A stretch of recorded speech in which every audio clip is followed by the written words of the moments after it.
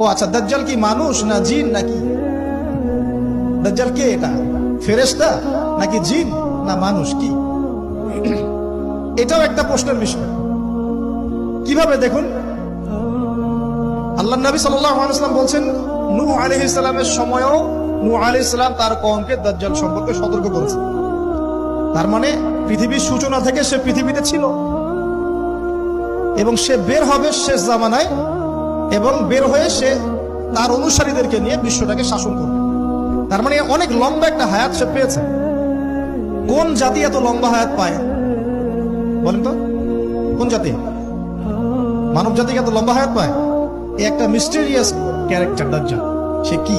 তারপরে দেখুন, নবী সাল্লাল্লাহু আলাইহি ওয়াসাল্লাম একটা হাদিসের মধ্যে বলেছেন যে তাকে ওই তামিম দারির ওই দ্বীপে বন্দী করে রাখা হয়েছে। আপনারা হাদিসে জানেন, দ্বীপে বন্দী থাকা অবস্থায় তাকে সাহাবীরা দেখেছেন অনেক বিশাল আকৃতিতে, ঠিক আছে?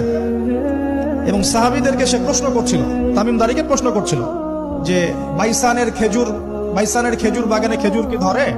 বলে হ্যাঁ ধরে। সে বলছে অচিরেই আর ধরবে না।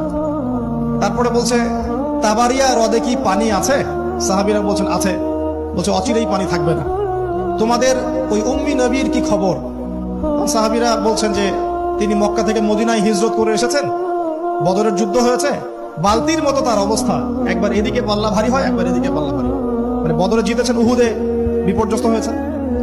তখন এই ব্যক্তি বলছে যে তোমাদের জন্য উত্তম হবে ওই ব্যক্তির অনুসরণ করা। দাজ্জাল এই কথা বলছে, তোমাদের জন্য উত্তম হবে ওই উম্মি নবীর অনুসরণ করা। সাহাবীরা জিজ্ঞাসা করছেন আপনি কে?